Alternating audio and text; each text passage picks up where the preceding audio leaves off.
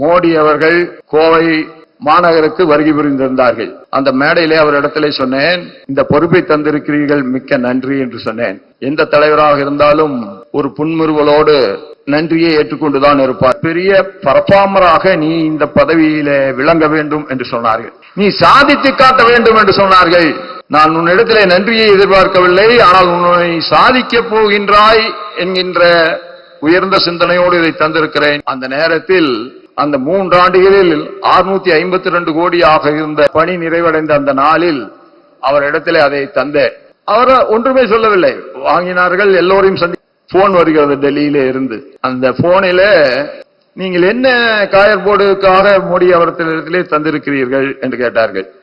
நான் சொன்னேன், நான் உங்கள் நவீனமயமாக்குவதை பற்றியும் புதிதாக ஒரு ஸ்பின்னிங் பிளான்ட்டை உருவாக்குவது பற்றியும் ஆய்வு நடந்து கொண்டிருக்கிறது. அந்த ஆய்வையும் எக்ஸ்போர்ட் பர்ஃபார்மன்ஸ் எப்படி இந்த 3 ஆண்டுகளை உயர்ந்திருக்கிறது என்பதை பற்றியும் தந்திருக்கிறேன் சொன்னார். தயாரித்து என் கையிலே தந்தார்கள். அதை நான் தந்தேன்.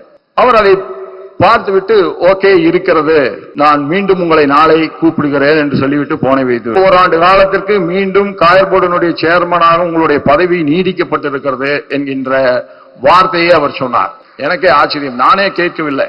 ஏன் ஒரு தலைவன் நன்றி சொல்லுகிற பொழுது பர்ஃபார்மன்ஸை காட்டு என்று சொல்லிய தலைவன் பர்ஃபார்மன்ஸை காட்டுகிற பொழுது அதற்குரிய மரியாதையை தர வேண்டும் என்பதை உணர்ந்து உடனடியாக கேட்காமலேயே 1 ஆண்டு காலத்திற்கு அந்த காயர்போர்டு சேர்மனுடைய பதவியை நீடித்து தந்தார்கள். இப்படிப்பட்ட தலைவர்கள் உருவாகிற பொழுதுதான் நாடு உண்மையிலேயே உன்னத நிலையை பொழுதுதான் பொது வாழ்க்கையினுடைய தரம் உயரும். பொது வாழ்க்கையிலே மூலமாக இந்த சமுதாயத்துக்கு நாம் ஆற்றுகின்ற பணிகள் வெற்றி. தோற்று போனேன் என்பதும் தெரியவில்லை. எல்லோருமே சொன்னார்கள், நீங்கள் தான் வெற்றி பெறப் போகிறீர்கள் என்று சொன்னார்கள். இந்த நாட்டுக்கு தந்திருக்கிறது அதிலே ஒரு பகுதி தான் என்னுடைய சிந்தனையாக நான் ஏற்றுக்கொண்டேன். அதற்கு பிறகு ஒரு நாள் பழக்கம் பொதுவாக எனக்கு குறைவு.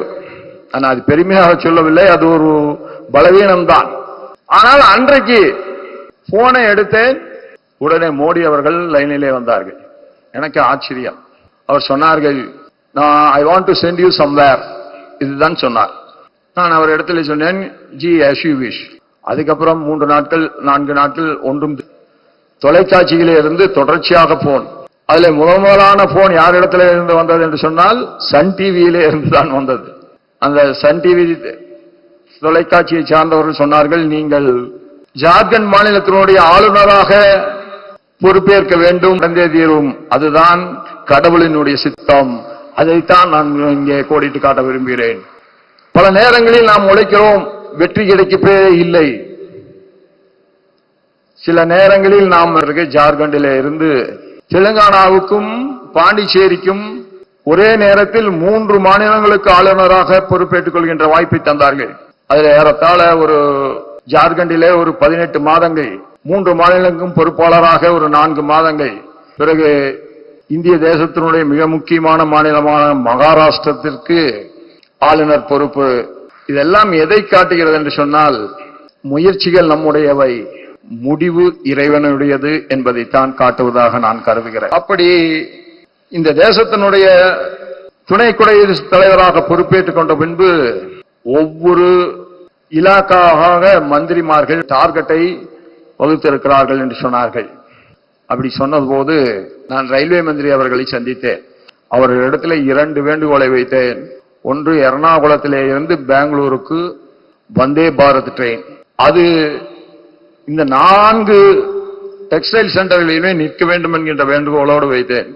கோவை, திருப்பூர், ஈரோடு, சேலம், இந்த 4லும் நின்று செல்ல வேண்டும், அப்பொழுதுதான் இங்கே இருக்கின்றவர்களுக்கு அது பயன்படும் என்று சொன்னேன்.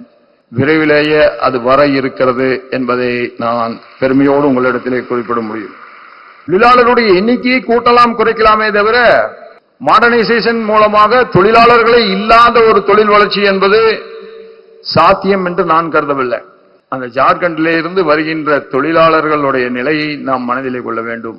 ஏதோ ஆடுகளை பட்டியலே அடைப்பதை போல அந்த ரயில் பெட்டிகளிலே அவர்கள் ஏறிக்கொண்டு வருவதை பார்த்தபோது நான் சொன்னேன், நீங்கள் தினந்தோறும் ஒரு ரயில் கோவைக்கும் ராஞ்சிக்கும் தர வேண்டும் என்கின்ற வேண்டுகோளை நான் வைத்திருந்தேன். இன்றைக்கு அதுவும் சாத்தியமாக இருக்கிறது. விரைவிலேயே கோவைக்கு தொழிலாளர்கள் வருகைக்காக ஒரு ரயில், புதிய ரயில் வர இருக்கிறது. இங்கே பேசுகிற என்கின்ற வேண்டுகோளை வைத்தார்கள். நம்மிலே கூட பல பேர் நினைக்கிறோம், ஏர்போர்ட் பெரிதாவதன் மூலமாக என்ன தொழில் வளர்ச்சி வந்துவிடும்? அதுக்கு ஒரு மிகச்சிறந்த உதாரணம் எது என்று கேட்டீர்கள் என்று சொன்னால் பெங்களூர் தான். இன்றைக்கு கர்நாடக மாநிலத்தினுடைய மகத்தான வளர்ச்சி அந்த மிகப்பெரிய பெங்களூர் விமான நிலையத்தினால் மட்டும்தான் சாத்தியமாகி இருக்கிறது. ஒரு பகுதியினுடைய வளர்ச்சியை துரிதப்படுத்த வேண்டும் என்று சொன்னால் அந்த பகுதிக்கு வந்து போகின்ற வசதிகள் பெருக வேண்டும். இன்ஃப்ராஸ்ட்ரக்சர் என்று சொல்கிறோம், அடிப்படை கட்டுமானங்கள் பெருகாமல் ஒரு பொருளாதார வளர்ச்சி என்பது ஒரு குறிப்பிட்ட அளவுக்கு வளர்ந்த பின்பு அது அப்படியே எங்கே வேண்டுமானாலும் செல்லலாம் இந்தியாவில். அதை இந்த விமான தளத்தை விரிவாக்குவதோடு மட்டுமல்லாமல் பல சர்வதேச விமானங்கள் கோவை மாநகரத்துக்கு வந்து செல்ல வேண்டும். அதுதான் தொழில் வளர்ச்சிக்கு உதவும் என்பதை நான் புரிந்தே நிற்கின்றேன். அதற்கும் உறுதுணையாக இருப்பேன். அண்ணன் விவசாயிகளுடைய பிரச்சனைகள் எல்லாம் சொன்னார்கள். நான் ஏற்கனவே சொன்னேனே, தொழில் வளர்ந்தால் விவசாயத்தையும் வளர்த்த முடியும் என்று. தொழில் வளர்ந்த காரணத்தால் தான் இன்றைக்கு அவனாசி அத்திக்கடவு திட்டம் நடைமுறையிலே சாத்தியமாகியிருக்கிறது. தொழில் வளர்ச்சி, அதன் மூலமாக வருகின்ற வருமானம், அந்த தொழில் வளர்ச்சிக்கு தேவையான மின்சாரத்தை உற்பத்தி செய்வதிலே தமிழகம் பிற மாநிலங்களிலிருந்தும் மிக எளிதாக மின்சாரத்தை வாங்கக்கூடிய நிலையிலே தமிழகம். அதனால்தான் இன்னித்தோம் நீர் ஓடுகின்ற நிலையிலேயே எல்லா குளங்களையும் நிரப்ப வேண்டும் என்று நினைத்தோம். அப்பொழுது காலங்காலமாக இருக்கின்ற விவசாய பெருமக்கள், அந்த பாசனத்தை விவசாய பெருமக்கள் அதற்கு எதிர்ப்பு தெரிவித்த போது, இங்கே இருந்து நீர் சென்றாலும் வெள்ள காலங்களிலே அது திருப்பி இங்கே எடுத்து வரப்படுவதற்கான வாய்ப்பை உருவாக்கி தந்திருக்கிறார்கள். இது எதனால் சாத்தியம் என்று சொன்னால் தமிழகத்தினுடைய வளர்ச்சி, அந்த வளர்ச்சியிலே கிடைக்கின்ற வருமானத்தின் மூலமாகத்தான் சாத்தியமாகியிருக்கிறது. அதே போல அண்ணனே சொன்னார்கள், இன்றைக்கு தென்னை மர விவசாயிகளுடைய நலன்தான் காக்கப்பட வேண்டும் என்று சொன்னால் காயர் தொழில் நன்றாக இருந்தால் தான் அது சாத்தியம்.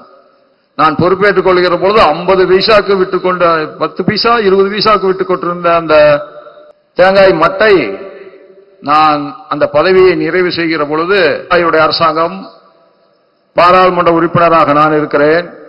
அப்பொழுது அவர்கள் ஒரு வேண்டுகோளை வைத்தார்கள், இன்றைக்கு நீங்கள் பாராளுமன்றத்திலே பேச வேண்டும். தேங்காய்க்கு இதுவரை குறைந்தபட்ச விலை கிடையாது.